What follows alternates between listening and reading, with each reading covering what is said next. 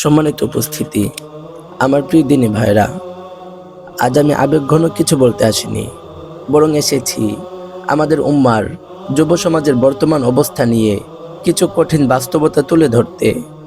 এই বাস্তবতাই আমাদের সামনে এক বিশাল ফারাক স্পষ্ট করে দেয়, যেখানে ইসলামের চাওয়া ও আজকের বাস্তবতার মাঝে একটি বড় দূরত্ব তৈরি হয়েছে।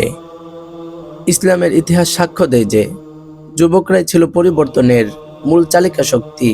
রাসূল সাল্লাল্লাহু আলাইহি ওয়াসাল্লাম এর দাওয়াত গ্রহণকারী প্রথম সারির সাহাবীগণ, যেমন আলী রাদিয়াল্লাহু তাআলা আনহু, জুবাইর রাদিয়াল্লাহু তাআলা আনহু, আরকাম রাদিয়াল্লাহু তাআলা আনহু, তারা ছিলেন তরুণ এবং তাদের জীবনের লক্ষ্য ছিল আল্লাহর দ্বীন প্রতিষ্ঠা করা।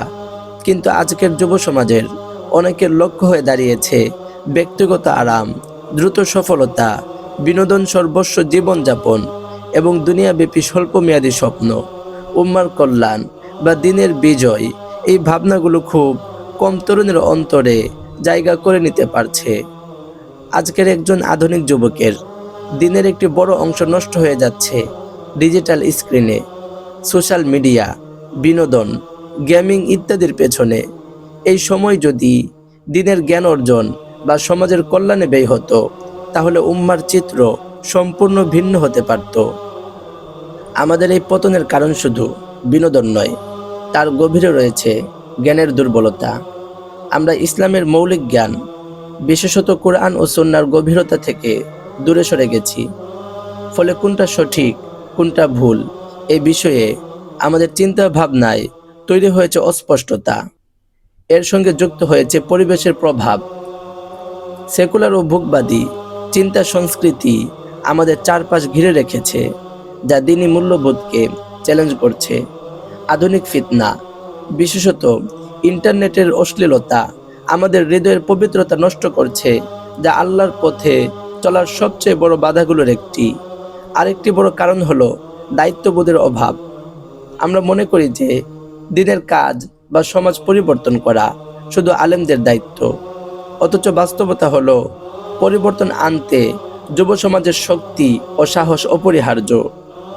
এই পরিস্থিতি থেকে বের হতে হলে আমাদের নিতে হবে বাস্তবসম্মত পদক্ষেপ। আবেগের পরিবর্তে জ্ঞান ও যুক্তিকে ভিত্তি করে ইসলামকে জানতে হবে। কোরআন ও সুন্নাহর অধ্যয়নকে দৈনন্দিন জীবনের অঙ্গ বানাতে হবে। জীবনে আল্লাহর হুকুম ও দ্বীনের দায়িত্বকে প্রথম অগ্রাধিকার দিতে হবে, আর বিনোদনকে নয়, প্রাধান্য দিতে হবে জ্ঞানে, আত্মশুদ্ধিতে এবং গঠনমূলক কাজে। ডিজিটাল ফিতনার বিরুদ্ধে নিজেদের নিয়ন্ত্রণ করতে হবে। প্রযুক্তিকে দাস হিসেবে ব্যবহার করতে হবে, তার দাস হওয়া যাবে না। ছোট ছোট পরিবর্তন দিয়ে শুরু করা যায়। একটি খারাপ অভ্যেস ত্যাগ করা, প্রতিদিন একটি হাদিস শিখা, একটি ভালো কাজে অংশ নেওয়া, অল্প অল্প পরিবর্তনই বড় ফল এনে দেয়। প্রিয় ভাইয়েরা, যদি আমরা সত্যিই মনে করি যে উম্মার পরিস্থিতির পরিবর্তন দরকার, তবে সেই পরিবর্তনের সূচনা করতে হবে আমাদের নিজেদের জীবন থেকে।